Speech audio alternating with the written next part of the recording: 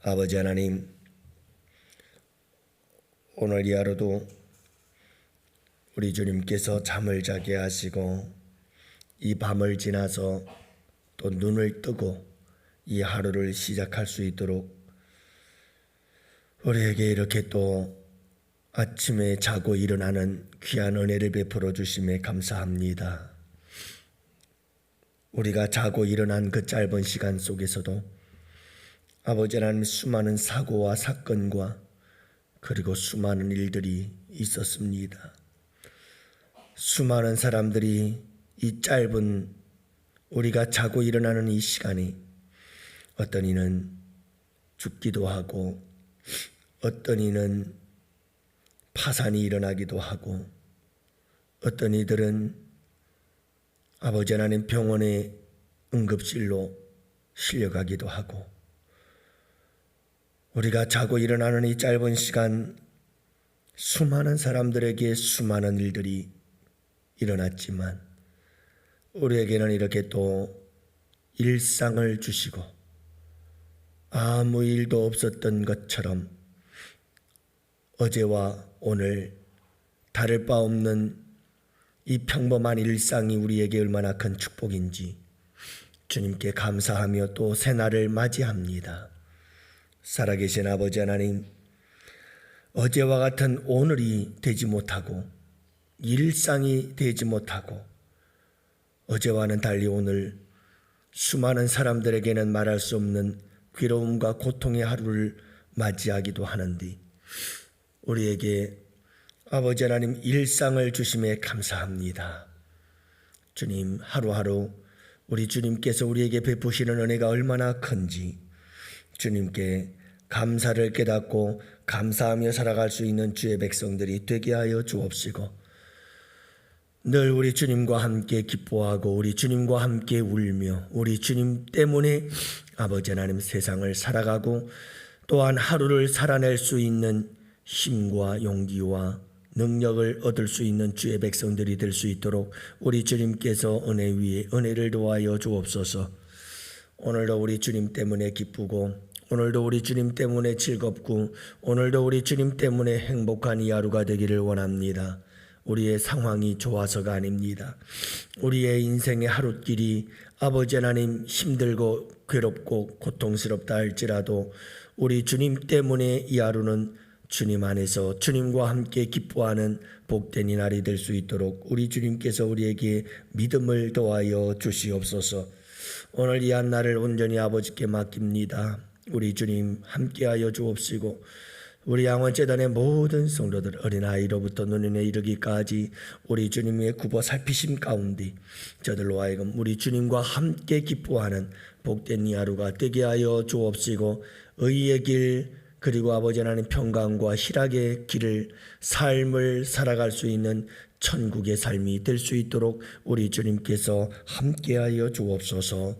이 한날을 온전히 아버지께 맡깁니다.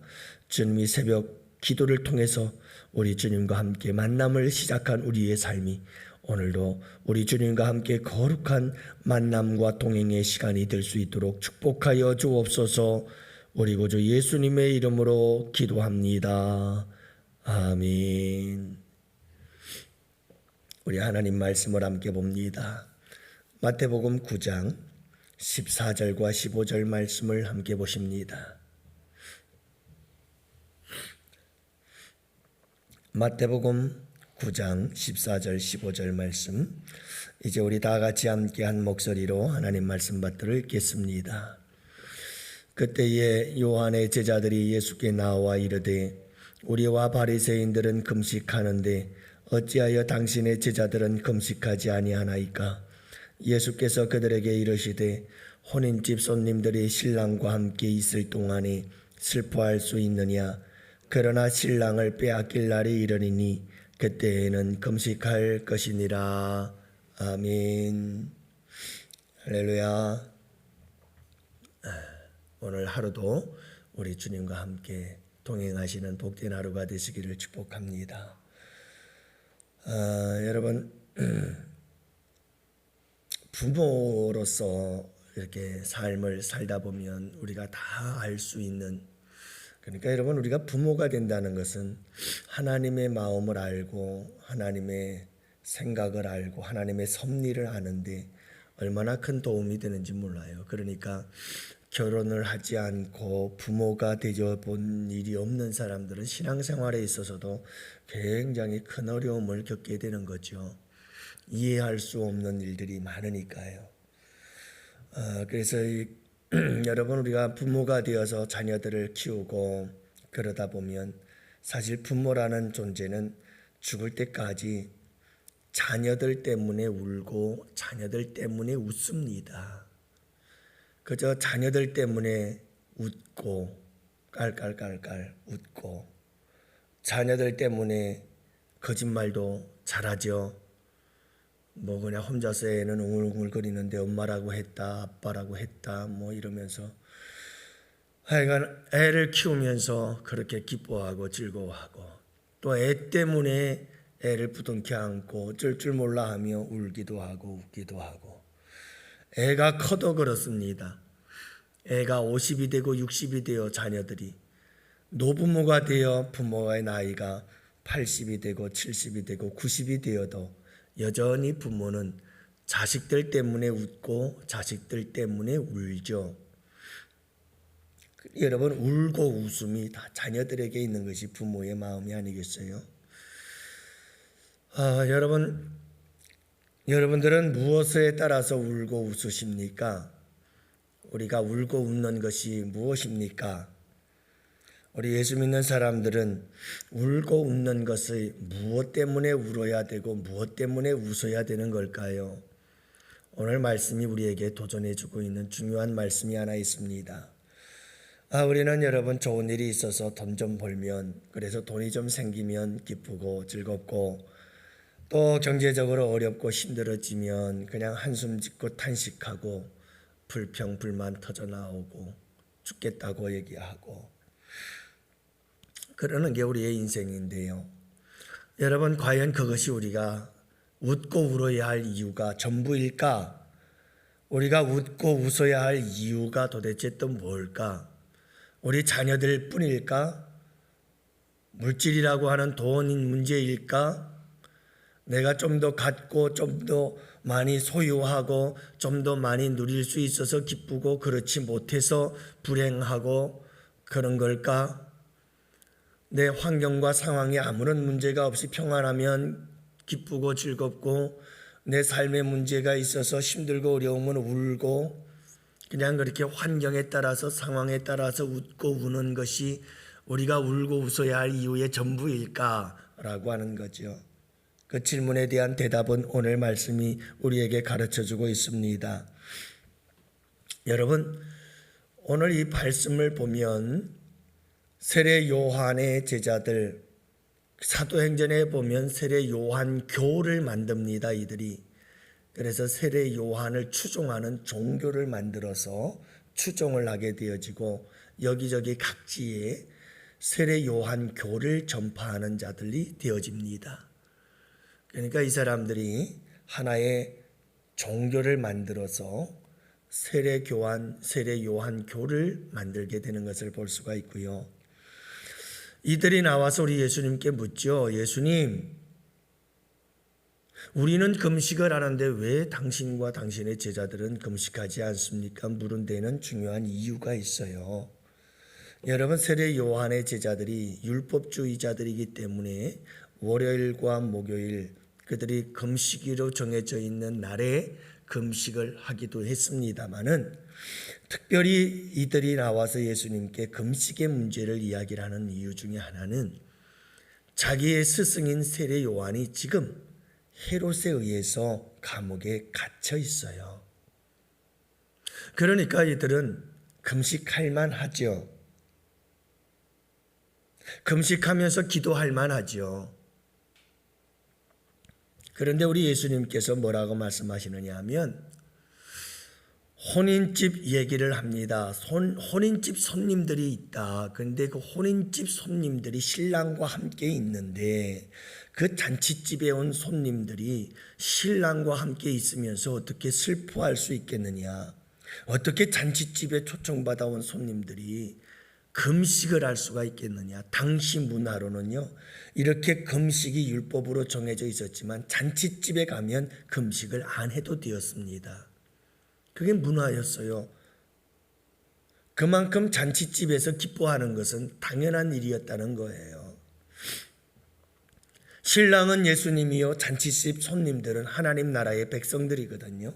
하나님 나라의 백성들이 예수님과 함께 있을 때에는 슬퍼할 수 없다, 기뻐해야 한다는 것을 말씀하고 있어요. 그래서 15절 말씀에 보면 우리 예수님께서 세례 요한의 제자들의 질문, 우리는 금식하는데 왜 당신들은 금식하지 않습니까? 라고 하는 질문에 대해서 세 가지를 예를 들어서 답변을 해주고 있는데, 그 답변의 첫 번째가 오늘 15절 말씀입니다. 그 답변의 첫 번째가 15절 말씀, 그러니까 무슨 말씀이죠?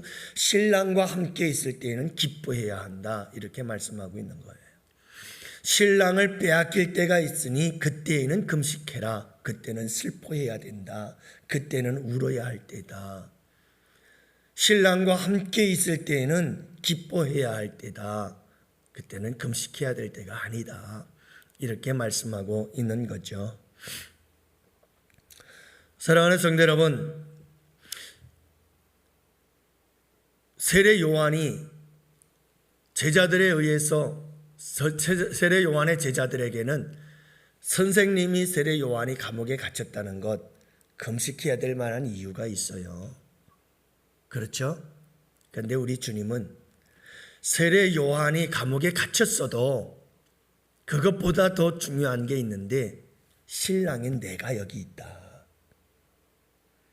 그렇기 때문에 세례 요한이 감옥에 갇혔다는 그 이유 때문에 금식하지 말고, 내가 여기 있다는 이유 때문에 기뻐하라. 세례 요한이 감옥에 갇혔다는 그 이유 때문에 슬퍼하지 말고, 내가 여기 있다는 사실 때문에 기뻐하라, 이 말씀이에요. 신랑이 여기 있으니 기뻐해라. 너희들의 상황이 지금 어떤지는 내가 안다. 너희들의 스승인 세례 요한을 너희들이 감옥에 갇혀서 있기 때문에 얼마나 너희들의 마음이 불편하겠느냐 안다. 하지만 너희들이 처한 그 상황, 그것보다 더 중요한 것은 신랑이 여기 있다. 그리고 너희들은 하나님 나라의 백성이라고 한다면 너희들은 신랑이 있는 이 혼인집에서 기뻐해야 된다. 이 말씀이 우리에게 주는 도전이 뭐냐 하면, 초점이 누구에게 맞춰져 있느냐는 겁니다. 금식의 초점이 누구에게 맞춰져 있느냐, 기뻐하고 슬퍼하는 것의 초점이 누구에게 맞춰져 있느냐. 세례 요한이 감옥에 있다는 것에 초점을 맞추지 말아라. 신랑이 어디 있느냐, 신랑과 함께 있느냐 아니면 신랑을 빼앗겼느냐, 여기에 초점을 맞춰서 기뻐하고 슬퍼하라. 신랑이 함께 한다면, 예수님이 함께 한다면 기뻐하라. 신랑을 빼앗길 때가 올 것이다. 신랑을 빼앗기거든 슬퍼해라. 너희가 웃고 울어야 할 것이 누구 때문이냐? 신랑 때문이다. 너희들의 웃고 웃음이 누구 때문인가? 신랑 때문이어야 한다. 예수님 때문에 웃고 예수님 때문에 울어라. 예수님과 함께 하거든 기뻐하라. 하지만 예수님을 뺏길 때가 온다. 예수님을 빼앗기거든 그때는 울어라. 우리 주님께서 주시는 말씀이 이 말씀이죠. 여러분, 예수님을 빼앗긴다는 게 뭘까요? 예수님이 십자가에 달려 돌아가실 때거든요. 우리 예수님을 뺏길 때가 있어요. 예수님이 십자가에 돌아갈 때에는 제자들은 예수님을 버리고 다 도망가 버렸어요. 그래서 예수님과 제자들의 거리가 멀어졌어요. 예수님과 제자들이 함께 하질 않았어요. 마가라고 하는 제자는 홀라당 벗고 얼마나 급했는지 옷도 입지 못한 채 도망가 버리고 말았습니다. 그만큼 예수님이 십자가에 달려 돌아가실 때에는 제자들은 예수님을 다 버리고 도망가 버린 때였습니다. 예수님과 제자들은 완전히 단절되어졌고 멀어져 버린 상태. 그때가 바로 금식해야 될 때고 그때가 울어야 할 때다. 지금 나와 함께 있을 때에는 기뻐할 때다. 하나님 나라의 백성들은 울고 웃음이 누구 때문이어야 하는가?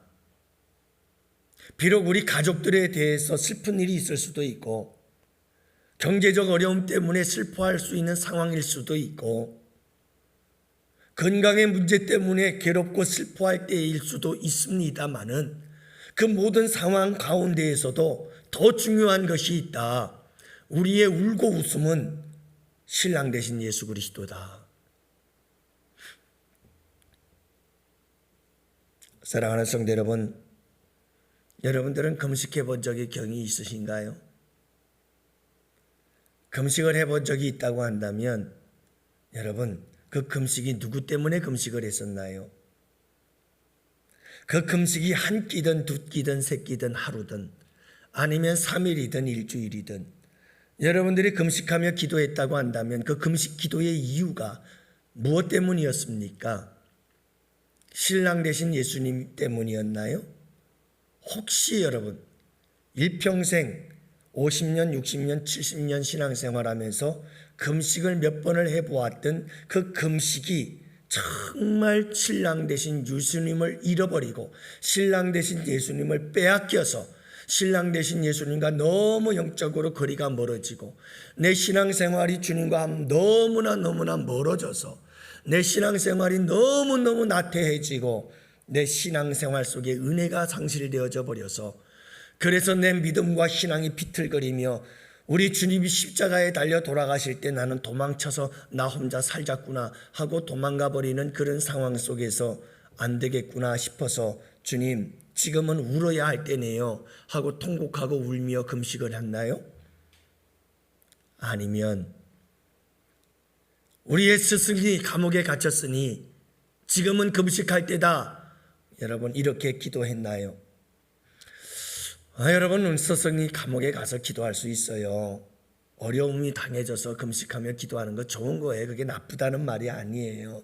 그러나 그 모든 것들보다 더 중요한 것이 있다는 거예요. 그것은 신랑 되신 예수 그리스도 때문에 웃고 신랑 되신 예수 그리스도 때문에 울 수 있어야 된다는 것을 오늘 이 본문 말씀은 우리에게 도전해 주고 있어요.